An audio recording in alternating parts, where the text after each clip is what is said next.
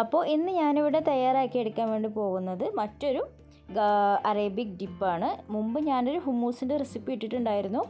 അപ്പോൾ നമുക്ക് ഫഹത്തിൻ്റെ കൂടെ അതുപോലെ ഷവർമയ്ക്കൊക്കെ വേണ്ടിയിട്ട് വളരെ സിമ്പിളായിട്ട് ടേസ്റ്റോട് കൂടിയിട്ടുള്ള ഗാർലിക് സോസ് തയ്യാറാക്കി എടുക്കാം.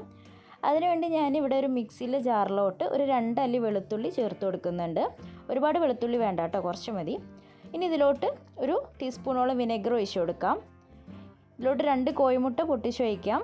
ഈ കോഴിമുട്ടയുടെ മഞ്ഞ വേണ്ടെന്ന് നിങ്ങൾ ഒഴിവാക്കിയെടുക്കാം. ഒരു 1/4 കപ്പ് സൺഫ്ലവർ ഓയിലും ഇതിലോട്ട് ആവശ്യത്തിനുള്ള ഉപ്പും ചേർത്ത് കൊടുത്ത് നന്നായിട്ടൊന്ന് ബ്ലെൻഡ് ചെയ്തെടുക്കാം.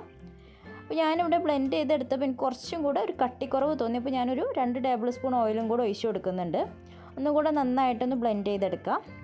അപ്പോൾ നന്നായിട്ടൊന്ന് ബ്ലെൻഡ് ചെയ്തെടുത്തിട്ടുണ്ട്. അപ്പോൾ അത് നല്ല തിക്കായിട്ടുള്ള ഗാർലിക് സോസ് ഇവിടെ റെഡി ആയിട്ടുണ്ട്. ഇനി ഒരു സെർവിങ് പ്ലേറ്റിലോട്ട് മാറ്റാം. അപ്പോൾ ഇത്രയേ ഉള്ളൂ നമ്മുടെ ഒരു ഗാർലിക് സോസ് തയ്യാറാക്കി എടുക്കാൻ വേണ്ടിയിട്ട്. വളരെ സിമ്പിളാണ്. 5 മിനിറ്റ് കൊണ്ട് കുട്ടികൾക്ക് പോലും സിമ്പിളായിട്ട് തയ്യാറാക്കി എടുക്കാൻ പറ്റുന്ന ഒരു അറേബ്യൻ ഡിപ്പാണിത്. ഇപ്പോൾ എല്ലാവരും ട്രൈ ചെയ്ത് നോക്കുക. അറിയാത്തവരുണ്ടെങ്കിൽ എന്തായാലും ട്രൈ ചെയ്ത് നോക്കുക. വളരെ സിമ്പിളാണ്. മറ്റൊരു വീഡിയോ ആയിട്ട് വരുന്നത് വരെ താങ്ക് യു.